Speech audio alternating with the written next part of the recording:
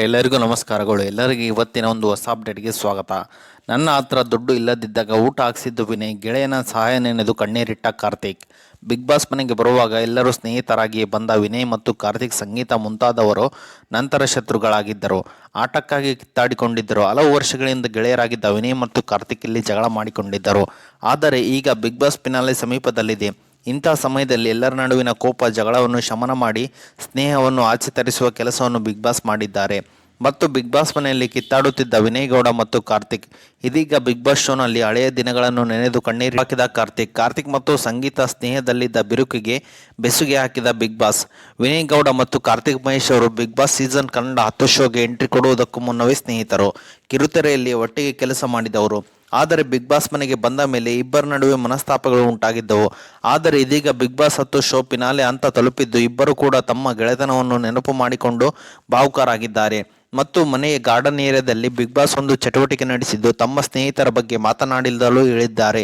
ಆಗ ಕಾರ್ತಿಕ್ ಮತ್ತು ವಿನಯ್ ವೇದಿಕೆ ಮೇಲೆ ನಿಂತು ಮಾತನಾಡಿದ್ದಾರೆ. ಆಗ ಹಳೆಯ ದಿನಗಳ ಒಂದಿಷ್ಟು ನೆನಪುಗಳನ್ನು ಹಂಚಿಕೊಂಡ ಕಾರ್ತಿಕ್, ನಾನು ಇಂಡಸ್ಟ್ರಿಗೆ ಹೊಸದಾಗಿ ಬಂದಾಗ ನನ್ನ ಹತ್ರ ದುಡ್ಡು ಇರ್ತಿರ್ಲಿಲ್ಲ, ನನ್ನನ್ನು ಮನೆಗೆ ಕರೆದು ಊಟ ಮಾಡಿಸಿ ಕಳುಹಿಸುತ್ತಿದ್ದ ಎಂದು ಹೇಳುವಾಗ ಕಾರ್ತಿಕ್ ಭಾವುಕರಾದರು. ಅದೆಲ್ಲ ಈಗ ಯಾಕೋ ಅಂತ ಎಂಬಂತೆ ವಿನಯ್ ಅವರು ಸೂಚಿಸಿದರು.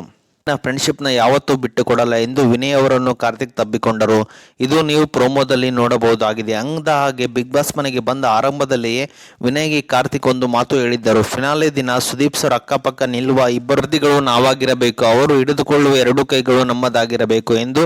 ಇದೀಗ ಫಿನಾಲೆ ಸಮೀಪದಲ್ಲಿ ಇಬ್ಬರ ನಡುವಿನ ಆತ್ಮೀಯತೆ ಮತ್ತೊಮ್ಮೆ ಬಹಿರಂಗವಾಗಿದೆ. ಬಿಗ್ ಬಾಸ್ ಮನೆಯಲ್ಲಿ ಆರಂಭದಿಂದಲೇ ಹೆಚ್ಚು ಒಡನಾಟ ಹೊಂದಿದವರು ಕಾರ್ತಿಕ್ ಮತ್ತು ಸಂಗೀತ.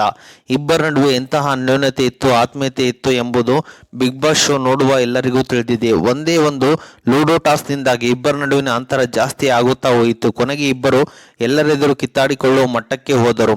ಇದೀಗ ಬಿಗ್ ಬಾಸ್ ನೀಡಿದ ಚಟುವಟಿಕೆಯಲ್ಲಿ ಭಾಗಿಯಾದ ಸಂಗೀತ ಮತ್ತು ಕಾರ್ತಿಕ್ ಭಾವುಕರಾಗಿದ್ದಾರೆ. ಈ ಮನೆಯಲ್ಲಿ ನನ್ನ ಬೆಸ್ಟ್ ಕ್ಷಣಗಳು ನಿಮ್ಮ ಜೊತೆ ಇವೆ. ನಾನು ಕುಗ್ಗಿದಾಗ ನೀವು ನನ್ನ ಸಪೋರ್ಟ್ಗೆ ಬಂದು ನಿಂತಿದ್ರಿ.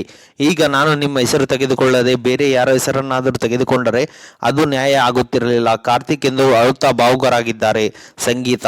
ಇಬ್ಬರು ಒಬ್ಬರಿಗೊಬ್ಬರು ಅಪ್ಪಿಕೊಂಡು ಸಂತೈಸಿಕೊಂಡಿದ್ದಾರೆ. ಹಾಗಾಗಿ ಇನ್ನು ಮುಂದೆ ಇವರಿಬ್ಬರ ಸ್ನೇಹ ಬದಲಂತೆ ಇರಲಿದೆ ಎಂಬುದನ್ನು ಕಾದು ನೋಡಬೇಕಾಗಿದೆ.